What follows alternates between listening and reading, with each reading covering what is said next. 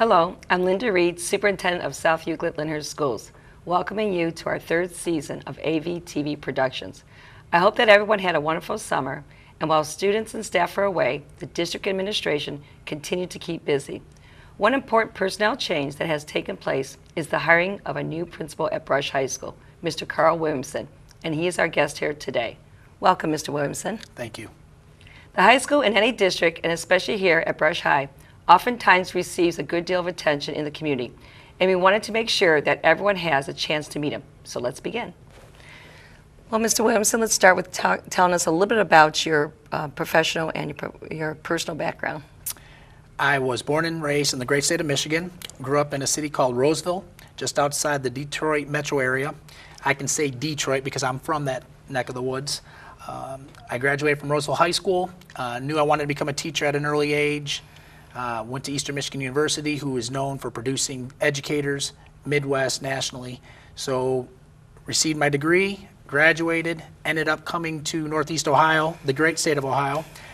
Secured a job in the Cleveland Public Schools, where I was for the first 10 years of my 17 years. And I then branched out to Ashtabula County. I was hired as the Edgewood High School principal of the Buckeye Local Schools. So let's start with your experience in the Cleveland Public Schools.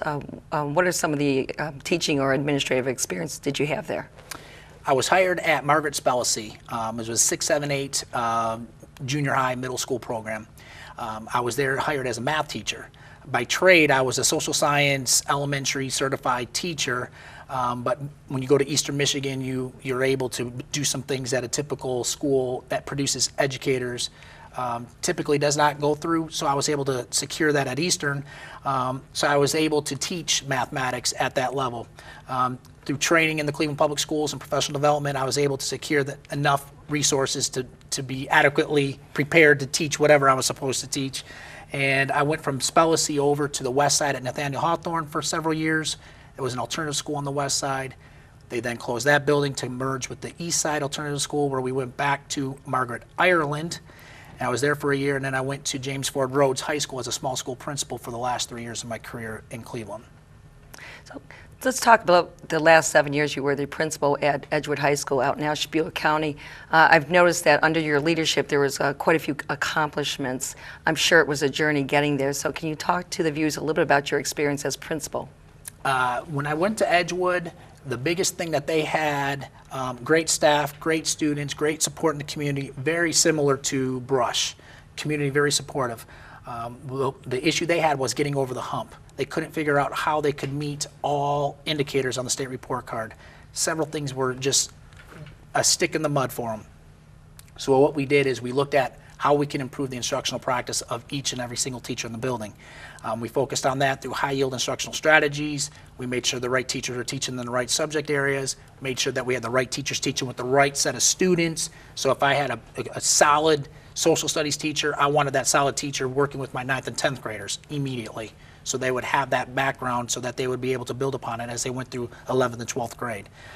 We did that, and we were able to secure 4 consecutive excellent ratings, first time Outstanding. ever. We also secured a School of Promise Award, where we were able to close the achievement gap from those who have and those who haven't, and we were able to do all those as well. And the last 6 years, we met all 12 indicators on the state report card, and we either earned an A or a B with the new report card. So hard work of the staff, hard work of the students, we were able to secure those things. Outstanding. One of the other things that I recall during your interviewing process that you also did an initiative with piloting an academies, 3 different academies. Can you share a little bit about what those academies were? Approximately 3 years ago, I had an outgoing superintendent who was retiring.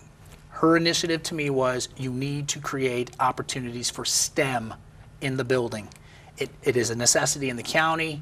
Students need it. We need it so that our kids can be applicable when they graduate from high school, so that they can be competitive globally, not just in the state, but globally. So we looked at what we can do. So I attended several conferences, went to several sites, took a look and see what they had. And with the incoming of a new superintendent, the first thing he says to me is, listen, we're going to move this STEM piece forward. We're going to create academies. Your job is to create it. So here's what we did. For a year, we set forward the mission of what do we want to offer our students? What is it that our kids are asking? What is it that they're coming back after they graduate and say, here's what you should be doing with kids so that when they graduate, they know what to do when they go to college. So we developed the 3 following academies. First one was the STEM. Second one was the Workforce Academy, and then Humanities. The workforce piece is huge because Governor Kasich, huge into workforce. We're going to make Ohio back at the top of the country in terms of manufacturing and production. We want to make sure that our kids are college and career ready when they graduate from high school. So we developed a workforce curriculum. We established a partnership with the Buckeye Partners, which we referred to them as. Those were the 4, 5, depends on who you talk to, major contributors in our district that served manufacturing needs. So we established a partnership. Students were going out to the manufacturing plants, get a tour of the facilities, see what's available. Workforce as well as career.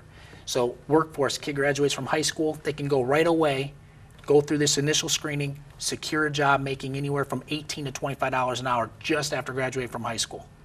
The workforce is dying. They have 50 to 75% of their workforce is able to retire today. So they're pleading for help. What can you do to help us? So we established that academy. The STEM piece is huge. Went down to Reynoldsburg, took a look at their fab lab, came back, said, okay, here's what we need to introduce. What can we do? District secured $75,000. I sent a teacher to training. They're going to open that up in the coming school year. Hopefully it goes off without any problems. And then the humanities piece, those students that are solid students, but they definitely are not fans of math and science. So they want to go into language arts and social science or social studies. So we created an academy just for those folks as well. Well, it sounds like a lot of hard work, and I know the students out in Edgewood will be benefiting from your hard work. And you mentioned STEM. For those that aren't familiar, it's really focusing on the science, technology, and mathematics, which is outstanding. And we look forward to getting some of those initiatives underway here at Brush High School. Just in a short time, listening to you, you sound like a very busy person. So how do you tell us a little bit about your family that you have? My wife, who is also in the education business, she is the treasurer for the Lake County Educational Service Center as well as the Auburn Career Technical Center. She has 2 daughters, 25 and 21, and then I have my 3 sons, 20, 16, who just officially became licensed to drive yesterday. Good luck with that. Good luck, drivers. And then my 12-year-old, my 2 younger kids, they go to Kirtland schools, and that's where they reside. Very, very, very busy life. Yes. So let's talk. You've been in public education 17 plus years. What drew you to come into public education? 2nd grade, Mrs. Bailey. Horrible experience in 2nd grade. I was split 2nd and 1st grade. The school I attended, Arbor Elementary, at the time, I didn't know this. It was deemed the students that would probably not achieve. They're not going to amount to much. So we can throw them anywhere. They'll be okay. So I was placed in a classroom. There were approximately 25 kids, 13 2nd graders, 12 1st graders. So as a 1st grader, you know what takes precedence. We got to make sure they know how to read and write. So all the attention was given to the 1st grade, and the 2nd grade was kind of sloughed off a little bit. So as you know how moms are, every time you come home from school, what did you do today, honey? And you tell them, and I explained that we hadn't been doing reading. So long story short, I knew from an early age that I wanted to make sure students wouldn't have to experience something like that.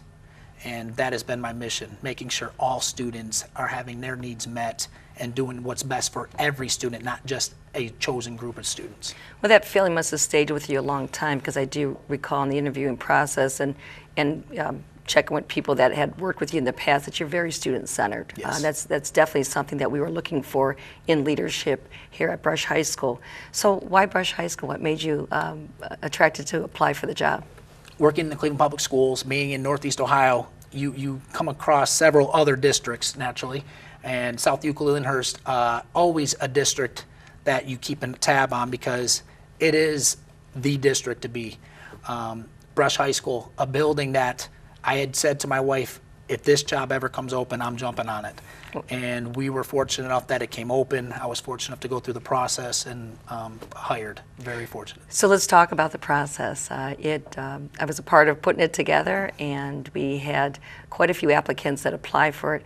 How was it on your end? What did you experience? The process to become the Brush High School principal was very interesting. It was rigorous. It was quick pace, and I learned a lot from that experience. So it entailed three special groups of folks. The first group that I met with was a group of teachers. Then we met with a group of central administrators, other administrators in the district, and then a community forum group reflecting of community figures as well as students. Each round there were questions that were orchestrated. I was able to answer what they were looking for, and then I was able to ask them questions. So what I had done leading up to that interview process was to specifically design questions that I wanted to know from each of those subgroups, so that would help me understand what exactly is South Euclid-Lyndhurst, what is Brush High School, you know, look at the positives, what is it that I can do possibly right away to help improve, and that helped me a lot. So then, quick turnaround, came back for another interview with the superintendent, assistant superintendent, and director of personnel, and I was asked to bring my first 100 days. What would it look like? So I developed a nice little script of what my first 100 days as the Brush High School principal would look like, and we discussed it in great detail. So let's talk about it. And you're correct, there really wasn't a whole lot of turnaround time. So the homework assignment for the finalists was to, in less than 24 hours, give us what the first 100 days would look like. You're already into your first 100 days, so opening up a big building like Brush High School, and what have you been focusing on? What are your priorities right now? First priority is to get to know Brush, get to know the staff, get to know the students. Become aware of the communities. I've met with several stakeholders, South Euclid-Lyndhurst folks, the chief of police in both communities, the mayors, city council, and I'm making my rounds to the fire department and other pertinent personnel. In reference to other things that I've been doing in terms of understanding what is South Euclid-Lyndhurst, driving to communities. What is available? What is it that our kids are growing up in, what's available to them. You know, where's the hot spot for the kids to go after school? They go to the McDonald's to hang out, to eat a burger. What is it that they do? Do they go down to, the Dunkin' Donuts in Lyndhurst? Whatever it is that they're doing, we want to make sure that I understand that these are the things that are available to our kids. Those types of things have been taking the majority of my time, but as well as putting forth an immediate presence in the communities. Went to a tennis match last night, watched the girls, talking with the girls that were playing after they played or before they played, whatever it was, and then talking to parents. Need to make an immediate presence known, and that is a mission that we're going to have as a staff. I told the administrative team we're going to be a presence in the building before school, after school, adding extracurricular events. The community needs to know this is what's happening in our schools, and we need to tell our story, because if we don't tell it, no one will. That's great. Well, visibility is important in leadership. Even from my perspective, it's important for me to be in the schools and get to know the students and listening to them as well. You talked about getting to know Brush during your first 100 days. Let's talk about the academic focus. It's early on, and I realize that. But what would be some of the areas that you would be having those discussions with academics for improvement or enhancement? When you come into a position such as a large building like Brush, like any other building, you want to review the data, what's happened leading up to this coming school year. So we reviewed the data, talking to the central administration team, and understanding that this is what has happened leading up to this point. There are some clear indications of things that we need to focus on this school year. There's literally tons of things that we could focus on. So we're gonna scale back, and we're gonna look at 2 to 3 major concepts that we want to focus on, so that we can say, okay, here's what we're going to do, here's our plan, and then we're going to monitor the process. So at the end of the year, we can evaluate and say, okay, was it successful? If it wasn't, why was it not? And then what can we do to improve that piece? One area that we need to focus on is our science scores. Science scores are a little bit down. Another area that I would like to focus on is our students of need. We need to make sure that we're making sure their needs are being met so that they can achieve on the state assessments as well. So those are two key areas that we're going to look at right away, I can say. And then everything else, it's going to be secondary. High yield instructional strategies. We're going to be going into classrooms. We're going to be providing feedback to teachers. Here's what I saw. Nice job. Try implementing this. This might help this process a little bit. Give them a pat on the back. Give them some constructive criticism when necessary. And hopefully at the end of the day, overall student achievement will improve. High yield instructional strategies proven over time, data effective. 9 out of 9 times they will be successful. Outstanding. Well, let's talk about the other piece of, you've talked about the whole child and developing the whole child. We've talked about academics. We also know that co-curricular activities are important. I've raised 3 children, put them through college, and you speak of your family as well. Here in SEL schools, we have, I think Brush High School alone has 24 sports and 48 athletic teams. I think district-wide we have 150 district-sponsored sports and clubs. You name it, we have it here. So talk to me a little bit about the importance of getting students involved in these co-curricular activities. Extracurriculars, whether it's athletics or music-based, are the key to a global student. It makes your high school go. Having a successful start to your fall athletic season helps the school year go off better. Having a successful music program helps your school year go off better. We need to have as many students as we possibly can involved in as many activities as they can. It does 2 things. One, it keeps them busy and has a specific plan for them each and every day so that they are on track and they are doing what they're supposed to be doing, and we're seeing the benefits from that in the classroom as well as outside the classroom. One of the things that we're looking to do is we're very, very excited. You have a large band. The school I came from had a large band. Brush has a large band. They're a very, very, very boisterous band. We're looking at possibly adding to the band program. What can we do to build it? So one of the things that we're looking at is we're looking to have 10 basketball games where we're going to have a pep band available. So we're in the process of developing that so that our students have an opportunity to continue performing musically as well as generating some school spirit and promoting Brush High School, Brush Athletics, and Brush Band. So that is the key. So we're looking to do those types of things. Great, great. So you talk about, what about that student? I'm a former principal as well, and with some students it's just so easy. They're involved in just everything. And we also know we have some students who just don't know where their niche is. How will you, it's a big school, how will you seek help to make sure we try to engage as many students as we can? My philosophy is real simple. We try to get to know as many kids as we possibly can. Originally I was at a large building at Rhodes High School. 1,400 kids. I was responsible for 485 kids, but those 485, but everybody else as much as you can. Go to Edgewood, only 615 that I left with. I started with 715 down to 615 when I left. You get to know all the students. You talk to them. You know what's going on in their world. You check their academic progress. How? You go over the report cards. Every report card, I sign every single one. Coming to Brush, we're going to do the same thing. Now, I know there's a few more kids, just a little bit. Just a tad. And we're going to develop a method so that I can see each and every single student's report card progress. And we're going to implement that. Communicating with the kids. What is it that they're dealing with on a day-to-day basis, in school, outside of school, then directing them into a niche that may be best for them because at this time in their life, this is what they need. So we're going to try to direct them in that area. At the end of the day, the goal is to always prepare our students for the next level. The next level may be college. It may be the military. It may be job, which turns into career. Either way, we need to prepare all students. Everybody focuses on our special needs. Everybody focuses on our top notch. We need to focus on all students from the lowest to the highest and in between. And that's the key that we're going to have. The administrative team knows we have high expectations. We're going into classrooms. We're going to make a positive impact day one.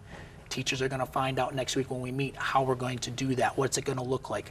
Here's what it says. Here's what we do. Here's what you're going to hear and see. Well, one of the philosophies that I embrace is, everybody would always say that, students are college bound. But really, students need to be career bound, whether they go on to college or they take a job as an electrician or whatever it is. I mean, you still need to have some of those life skills and those career skills. So I'm very happy to see that, we're going to, focus on all those areas, because again, as well as when they choose to go to college or go right into the workforce, they're still going to need to be equipped with certain skills to make them successful. So we're going to fast forward here to, let's say it's May 2015. You're just about completing your first year as a principal of Brush High School. What are some of the things that you hope to see in May that have been accomplished? May 2015 will show improvement either way. One of the things that I hope to see is the relationship building in the building itself at Brush. Is that for the better in May 2015 than it is in August 2014? That's our first indication. Second indication is simply your data from your student achievement. I understand that student achievement takes time. We're going to be patient. We're going to do a lot of modeling. We're going to do a lot of showing. We're going to do a lot of guiding. And hopefully through all those entities, we'll see an improvement in our student achievement. At the end of the day, you celebrate the success you have, but you always work towards 100%. And that will be our mission. So May 2015, I want to see an improved relationship in the building between staff administrators, students and staff, students and administration, community, and I want to see improved ever so slightly. We'll take it, we'll celebrate it, but we do want to see improvement in our academic achievement as well. Sounds good. Now, I've asked you a lot of questions. I don't know if I've missed anything that you'd like to share, but before we close today's discussion, is there anything that you'd like the viewers to know? The communities of South Euclid and Lyndhurst have been incredibly welcoming, very friendly, very supportive. It is overwhelming how helpful the folks here in this community are.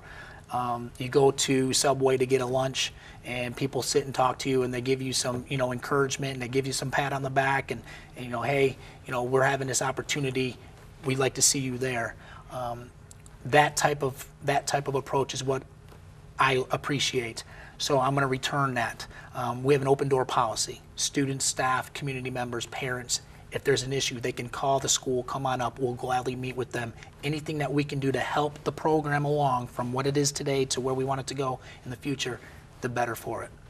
Well, you certainly have some great ideas, some great energy, and I look forward to working with you this school year. Thank you. On behalf of everyone at South Euclid-Lyndhurst Schools, we'd like to welcome you to the district. I'm glad we took this time for you to get to share with the community a little bit about what you're about. And to the viewers at home, thank you for taking the time to watch. And until next time, I'm Superintendent Linda Reid.